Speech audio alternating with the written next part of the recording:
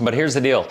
I've been saying that I think that the world is getting more deflationary than it is inflationary, which is really interesting because of the fact that we're dealing with the fact that the inflation is so high right now, and the federal funds rate is having to raise to kind of control inflation.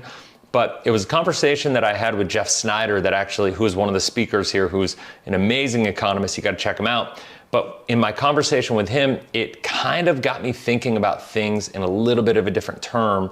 And this is why I'm doing this video, is to kind of share with you the insights that I got out of this conversation with him. Because here's why. Hey, what's going on, cash flow hackers? It's Chris with Life 180. And for this video, I want to be talking about what's going on in the economy, what will we be seeing here in the near future, with July coming up, with the Federal Open Market meeting happening, with the new inflation numbers coming out, kind of what we've been seeing so far in June, and talking about what's going on with the Federal Reserve. I just got back from a conference that was George Gammon's conference called Rebel Capitalist Live. It was in Miami. Lots of amazing people speaking there.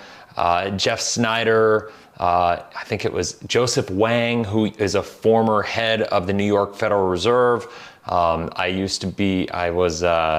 George Gammon was talking, Mark Moss, like Robert Kiyosaki was there. Got to have some really good conversations with a lot of the speakers. If you haven't gone to that, I would totally suggest going to check it out. But here's the deal.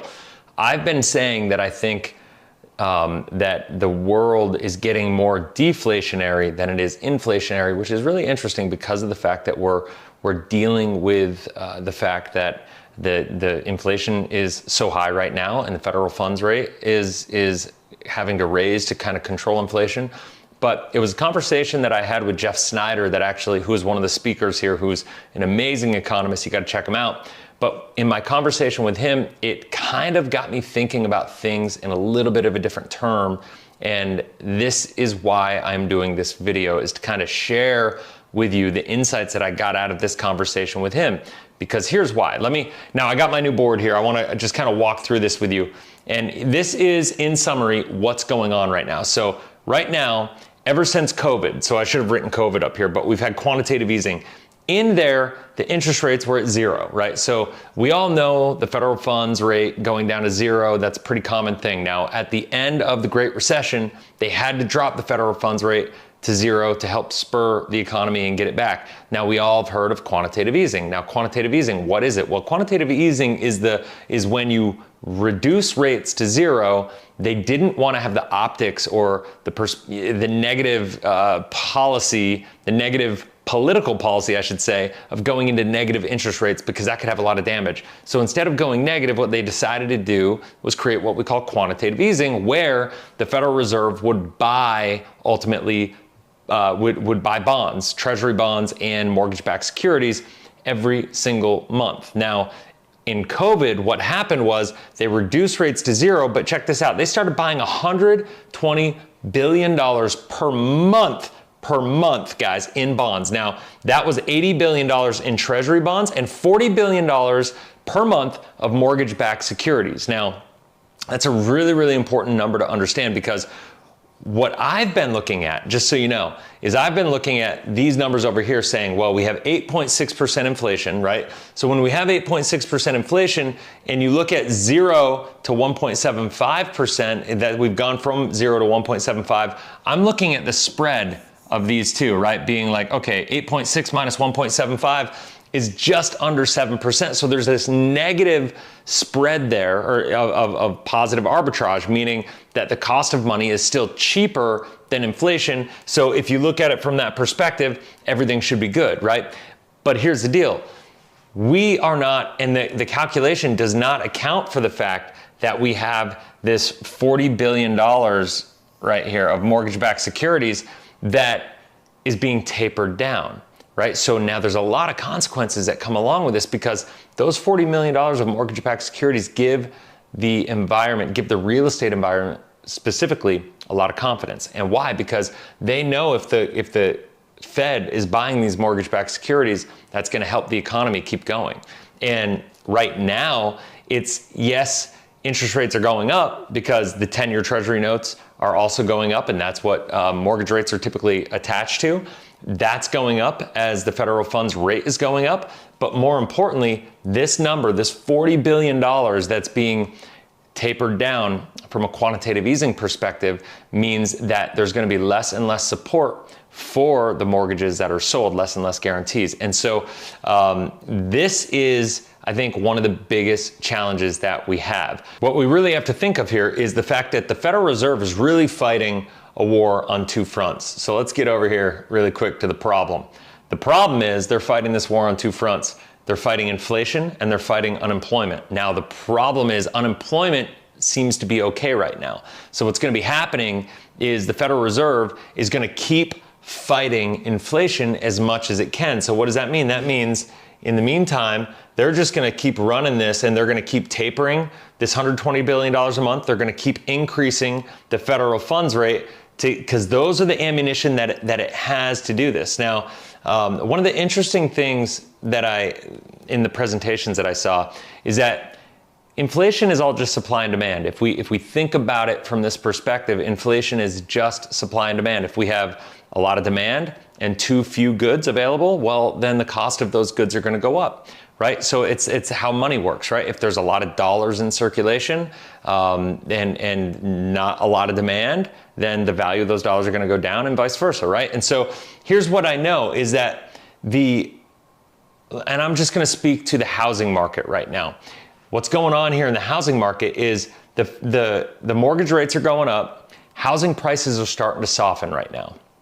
And here's the deal. When housing prices start to soften, the reason that's happening is because demand is going down. Now, a lot of people are talking about the fact that we have all this buffer because inventory is low, supply is low because of a decade-long supply shortage of not building enough homes, right? And that's what a lot of people are talking about. But the bottom line is, when you start cutting out this $40 billion a month of mortgage-backed security, and what that will do is it will mean the banks get tighter and tighter and tighter with the people that they're going to lend to. So it's going to become harder and harder and harder. So that's going to put a decrease on the demand, simply not because people don't necessarily want a home, but because it's going to be harder to qualify. So the pool of people that qualify for a home shrinks. Now, to make it worse, as interest rates go up, right now, I mean, the mortgage rate was at 5.88% for the average 30-year yesterday, okay? So when we look at 5.88% compared to where we were at 3% literally just a couple months ago, it's literally doubled, right? So now the purchasing power, people that could qualify for a $500,000 house now can qualify for like a $350,000 to $400,000 house, and the market hasn't kind of come back to them, and emotionally they're not ready to do that. And so what we're looking at here is it's more pressure, right? So as they shut down, banks don't lend, that shrinks the pool, but now people are being priced out. Now, Jason Hartman talks about the fact that people are going to go down to the next level. They're just going to drop down. They want a home. It is what it is. But I think what happens at this point in time is a lot of people are going to start to feel like, you know what, this just doesn't feel right. And then what that leads to is a reduction in consumer confidence. And if you've seen anything, consumer confidence is the number one indicator for economic success. It's the number one indicator for the direction of the economy. And so if consumer confidence goes down, all of a sudden, all this talk about having low supply and we have all this buffer, well, supply's been going up. Demand can go through the floor, because if we come into this next month and we realize, okay, here's the problem. The Fed is fighting inflation. Okay, so right now, this is what they're focusing on, right? We know that inflation is their focal point because they feel like unemployment is okay. Like the unemployment numbers are okay. But if you look at the statistics and the numbers and the trajectory that companies are going, if we look at the federal funds rate going up, this also puts more cost on businesses, which will force them to eventually, sooner than later, I believe, start ramping up, letting people go, reducing the workforce, and that's going to drive unemployment numbers up. And then it becomes this out of control spiral, right? People companies, I should say, will start to lose confidence. People will start to lose confidence. They'll stop spending as much money. We've already seen it, record high credit card debts, but there's been also a really big slowdown in consumer spending on credit cards over the past couple months. Now, that could be done for several reasons. That could be done because they're thinking to themselves that they just need to kind of tighten their belt a little bit because they feel like something's coming, or that could be done because of the fact that credit lines are being used up, credit balances are being shrank, and people aren't getting as access to as much credit. And so those are the things that can cause also negative growth as far as, or I guess slowed down, not negative growth, but would slow down the credit card usage. And so this is the problem. We are going to have an inversion here. And the bottom line is these are both areas in the next couple months, these two things that are going to have problems. We're going to have unemployment going up, and we're going to have inflation